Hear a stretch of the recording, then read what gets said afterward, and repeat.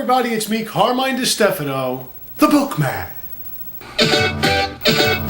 In 2005, Cormac McCarthy released a book, a critically acclaimed book, about a drug bust gone awry and the three men going after the money. Well, actually it was one guy going after the money, one guy going after the guy who had the money, and one guy going after the guy who was going after the guy who had the money. Get what I'm saying? And in 2007, of course, they tried to adapt it into a movie. And that movie and book were both called No Country for Old Men. Ordinarily, books don't translate well to movies, considering the writer of the book and the director of the movie usually don't share the same vision. So let's see how this one adapted, shall we? Movie starts off with Tommy Lee Jones, who I guess is the main character, talking about some of the old-time sheriffs never even wore a gun. A lot of folks find that hard to believe. Jim Scarborough never carried one. That's the younger Jim. Stuff. And then we're introduced to the killer, custody for some reason. Back at the police station, he escapes somehow and kills this police officer. Now, I don't know if he's excited about it or he caught himself by surprise. Cut to our main character, Llewellyn Moss. Llewellyn. It's kind of a strange name for a guy. Where have I heard that one before? Hello, I am Llewellyn Sinclair. Ah, so he wounds an antelope, ignores a wounded dog, then walks past a dead dog. Oh, they sure love animals on this set, don't they? Llewellyn comes across the remnants of a drug bust and finds this guy who wants... What was that? Beg your pardon? One more time. He then takes his gun and the ammo that comes with it. He also ignores a corpse, takes his gun, and a satchel filled with money right by him. What a great guy. He then nonchalantly goes home to his wife later that evening. And the answer is... Might as well.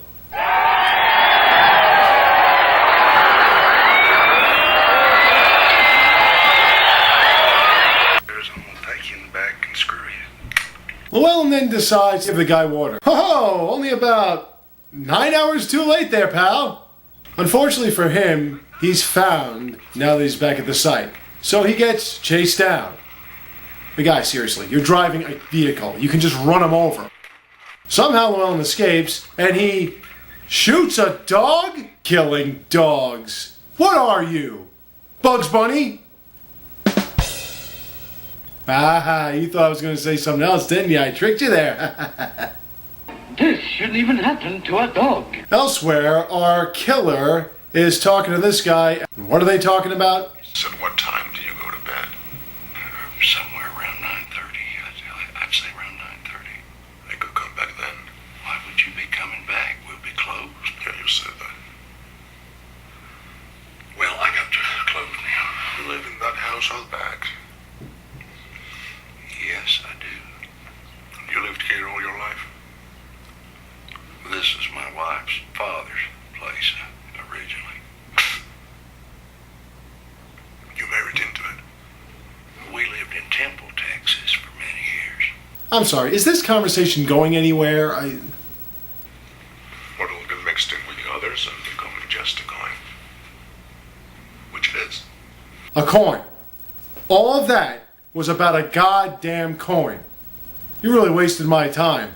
You don't know what you're talking about. Bite me.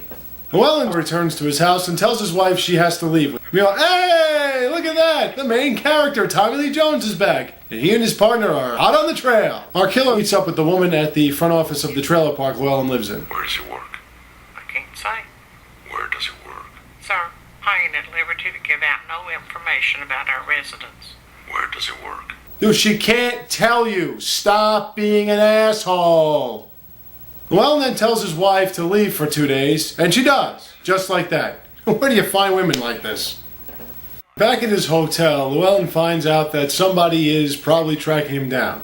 So he simply walks into an ammo shop and buys a shotgun. Now we get to this point in the movie that I like to call the plotting hunting situation. And this is what I mean. Llewellyn plots, Antoine hunts. Plots, hunts. Plots, hunts. Plots, hunts. You get the idea. Insert Woody Harrelson. Now anyway, Llewellyn goes to a different hotel, and he and Antoine have their first face-off. So Llewellyn escapes and heads towards the border, where he meets up with these kids, and this ensues. Give you $500 for that coat. Let me see the money. Yeah. Okay, give me the money. It's right here. Give me the clothes. Let him hold the money. Just give him the damn coat. He's dying, for crying out loud. Give me that beer, too. How much?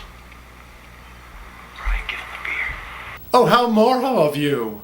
He then wakes up in, I guess, Mexico. The killer wants to get stuff to tend to his wounds for free. How does he do that? That's quite a diversion. You know, I haven't seen in a while. Tommy Lee Jones. I mean, he is the main. Hey, there he is. Llewellyn wakes up in the hospital and sees Woody Harrelson. And Woody tells him two things. Willing to make a deal to protect him, and Antoine Sugar is crazy. So Woody Harrelson then tries to track down Antoine Sugar, but apparently Antoine has tracked him down. And they sit in a hotel room together. And Antoine shoots him, rendering Woody Harrelson's character virtually pointless. He then gets a call from Llewellyn where he tells Llewellyn that he's going to track down and kill his wife. But Llewellyn says he's coming after him. Unfortunately for Tommy Lee Jones, when he gets to the hotel, he sees a shootout and finds that Llewellyn is dead. This whole movie was supposed to be about this killer tracking him down, but he just gets shot by... Okay. Fine. Whatever. Tommy Lee then returns to the hotel room where the killer looks like he's in an Ed Wood movie, and then nothing happens. Nothing. The next morning, Tommy Lee meets up with this guy who tells us... You're quitting. I'm sorry? You're quitting. Oh! Okay! Then we cut to a funeral. Llewellyn's wife's mother died. How did that happen? Oh, wait, that's right. Cancer. When she goes home, she notices that somebody might be in the house. And who is it? Our beloved killer. Pulls his Harvey Dent Two-Face stick, and then he leaves the house. So he drives away, nicey nice, and then he... Yo! Always mind your surroundings. Jackass. So we don't know why he got hit or who hit him, but we know one thing. The killer's got a compound fracture in his arm, because this kid references it... Got a bone sticking out of your arm. Not once. Got a bone sticking out your arm. Not twice. Look at that fucking bone. 3 times. Thank you.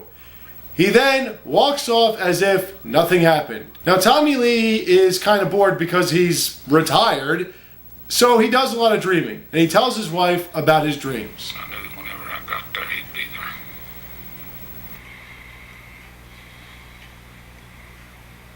Then I woke up.